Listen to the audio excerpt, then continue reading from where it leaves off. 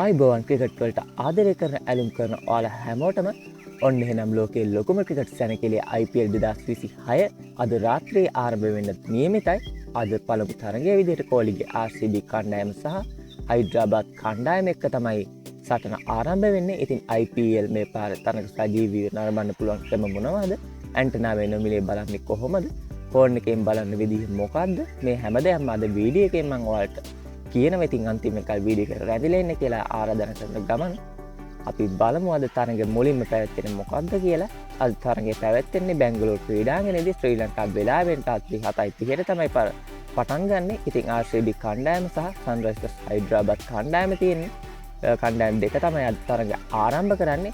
හරි දැන් අපි බලමු සජීවී තරගය නරඹන්න පුළුවන් විදිය මොනවද කියලා. ඔයාලට නිවසේ ඉඳන් ඩයලොග් TV හෝ PL TV සමතාවක් තියෙනවා නම් ස්ටාර් ස්පෝර්ට්ස් නාලිකා ඔස්සේ ඊට පැහැදිලිව තරගය නරඹන්න පුළුවන්. ඒ වගේම ගොඩක් දෙනෙක් මගෙන් අහපු ප්‍රශ්නේ තමයි සාමාන්‍ය ඇන්ටනාවෙන් බලන්නේ කොහොමද කියලා. ඉතින් ඔන්න මේ පාර ශ්‍රී ලංකාවේ ඉන්න සජීවී විකාශය ලබාගෙන තියෙන සුප්‍රීම් TV ආයතනයේ විසින් ඉතින් ශ්‍රී ලංකාවේ බොහෝ දෙනෙක්ට දැන් නරඹන්න පුළුවන් කියලා තමයි සුප්‍රීම් TV පැහැදිලිව ආරංචි මාර්ගවලින් සඳහන් වෙන්නේ.